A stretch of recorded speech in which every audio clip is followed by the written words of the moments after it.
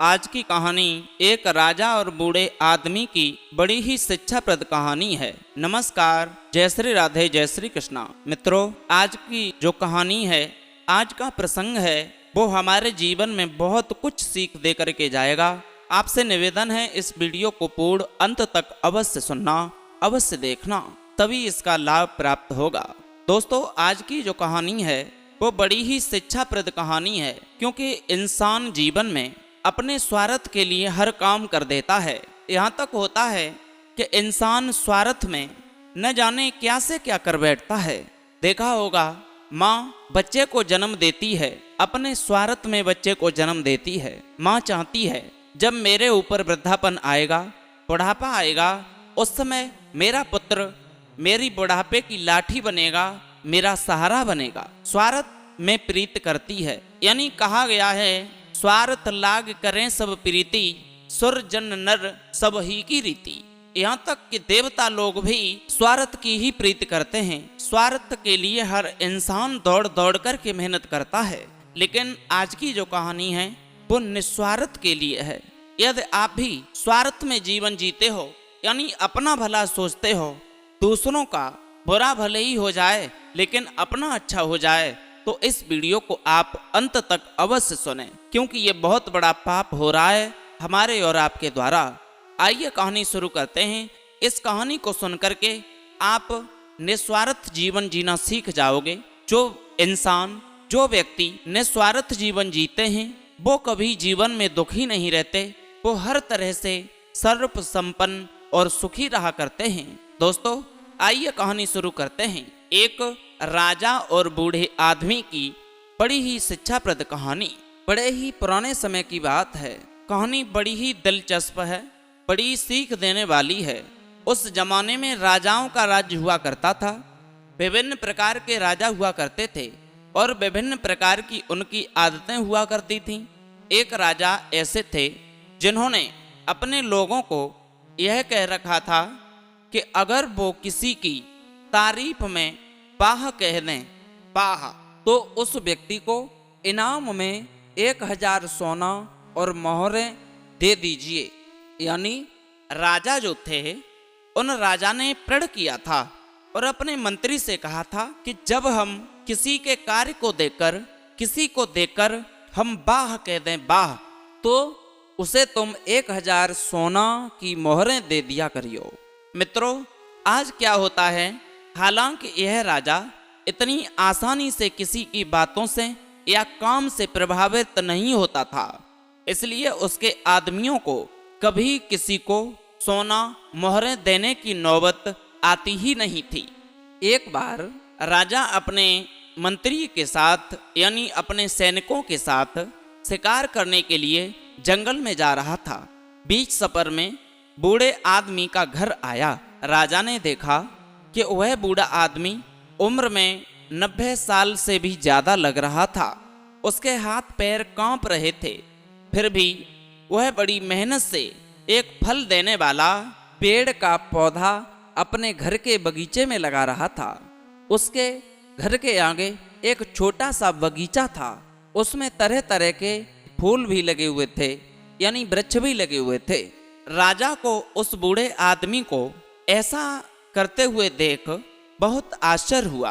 राजा का सोचना था कि बूढ़ा जो फल का पौधा लगा रहा है, उसे अच्छी तरह से बड़े होकर फल देने में कम से कम 10 साल लग जाएंगे। बूढ़े आदमी की हालत देखकर लगता था कि वह शायद ही 1-2 साल निकल पाएगा।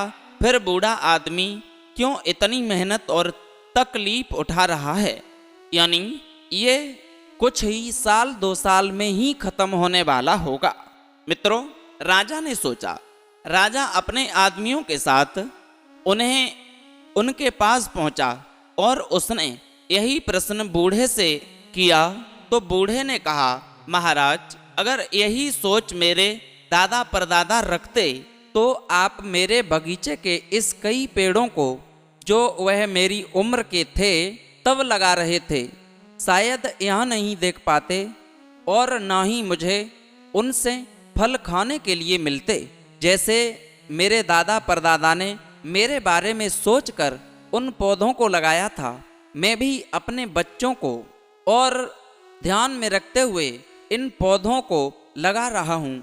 मेरे पूर्वजों ने उनका फर्ज अदा किया था, अब मैं मेरा अपना फर्ज अदा कर रहा हूँ। राजा ने जैसे ही बूढ़े आदमी के विचार सुने तो उसके मुंह से बाहर निकल गया। राजा के आदमियों ने राजा के मुंह से बाह शब्द सुनते ही उस बूढ़े आदमी को 1000 सोना मोहरों को थैली इनाम के रूप में दे दी। मित्रों, 1000 सोना मोहरें पाकर बूढ़ा आदमी बहुत खुश हो गया और उसने कहा कि देखिए महाराज, आप कहते थे कि यह पौधा मुझे शायद फल नहीं दे पाएगा, लेकिन इस पौधे ने तो मुझे आज ही सोना मोहरों के रूप में फल दे दिया। बूढ़े आदमी के सकारात्मक विचारों से प्रभावित होकर राजा ने फिर से 2 बार बाह बाह कह दिया। राजा के आदमियों को तो आदेश के अनुसार हर बार वह शब्द सुनने के लिए 1000 सोने की मोहरें देनी पड़ती थीं।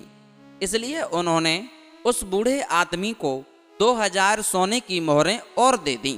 मित्रों, फिर से इतनी सारी सोना मोहरें पाकर बूढ़े आदमी ने खुशी से कहा कि महाराज, मैंने तो सिर्फ सुना था कि कुछ राजा दयालु और बड़े दिल वाले होते हैं, लेकिन मेरी इतनी उम्र हो गई फिर भी कभी भी नहीं देखा था, लेकिन आज पहली बार आपको देखा तो उस बात पर विश्वास हो गया कि राजा के मुंह से अपनी तारीफ सुनकर लगातार 3 बार बाह बाह बाह निकल गया और बूढ़े आदमी को 3000 सोना मोहरें मिल गईं।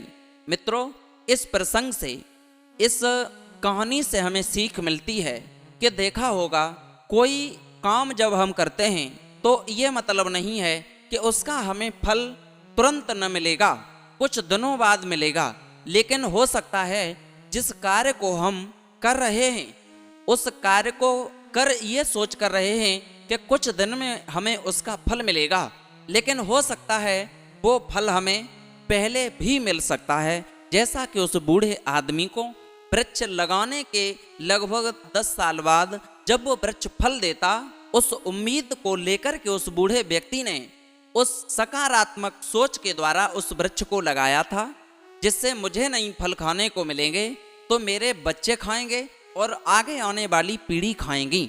यानी उसने अच्छी सोच रखी थी, यानी पराये हित में जीवन को जिया था, तो आज उसे फल की प्राप्ति उसी वक्त हो गई। तो इसलिए हमें पराये हित में जीवन जीना चाहिए, निस्वार्थ में जीवन जीना चाहिए, अपने स्वार्थ में ही जीवन नहीं जीना चाहिए। हर वक्त अपने स्वार्थ के लिए लाभ और हानि नहीं करनी चाहिए। दोस्तों, यह कहानी जितनी मज़ेदार है उतनी गहरी भी सीख सिखाती है। यह कहानी हमें सिखाती है कि हर काम सिर्फ अपने मतलब के लिए नहीं करना चाहिए। जब हम कोई काम निस्वार्थ भाव से करते हैं या दूसरों का भला करने के लिए करते हैं तो उसका फल भी हमें जरूर और जल्दी मिलता है। इसलिए दोस्तों, निस्वार्थ बनो और भलाई करते रहो। आपको यह वीडियो कैसी लगी? अच्छी लगी हो तो इस चैनल को सब्सक्राइब अवश्य करें। आगे फिर मिलेंगे ऐसे ही नए इंटरेस्टिंग टॉपिक के साथ, मोटिवेट करने वाली कहानी के साथ। तब तक के लिए